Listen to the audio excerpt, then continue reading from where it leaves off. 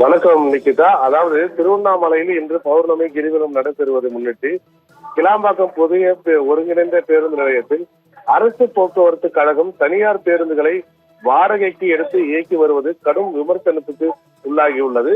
பொதுவாக இது போன்ற சிறப்பு நாட்களில் அரசு பேருந்துகளின் எண்ணிக்கை அதிகரிப்பது வழக்கம். ஆனால் தற்போது அரசு போக்குவரத்து கழகத்துக்கு சொந்தமான பேருந்துகளை பயன்படுத்தாமல் தனியார் பேருந்துகளை வாடகைக்கு எடுத்திருப்பது பொதுமக்கள் மற்றும் சமூக ஆர்வலர்கள் மத்தியில் ஒரு பெரும் அதிர்ச்சியை ஏற்படுத்தியுள்ளது.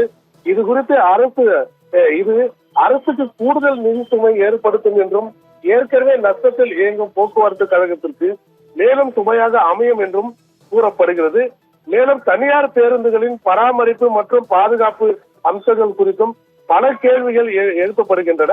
அரசு பேருந்துகளை போல தனியார் பேருந்துகளை முறையாக பரிசோதிக்கப்படுகின்றதா என்ற சந்தேகம் நிலவுகிறது. தமிழகத்தில் அரசு போக்குவரத்து கழகம் போதிய எண்ணிக்கையிலான புதிய பேருந்துகளை வாங்காமல் தனியார் பேருந்துகளை சார்ந்து இருப்பது அதன் எதிர்கால வளர்ச்சிக்கு நல்லதல்ல என்பதும் பலரும் சுட்டிக்காட்டுகின்றனர். இந்த விவகாரம் குறித்து அரசு போக்குவரத்து கழகம் மற்றும் தமிழக அரசு விளக்கம் அளிக்க வேண்டும் என்ற ஒரு கோரிக்கையும் வலுத்துள்ளது.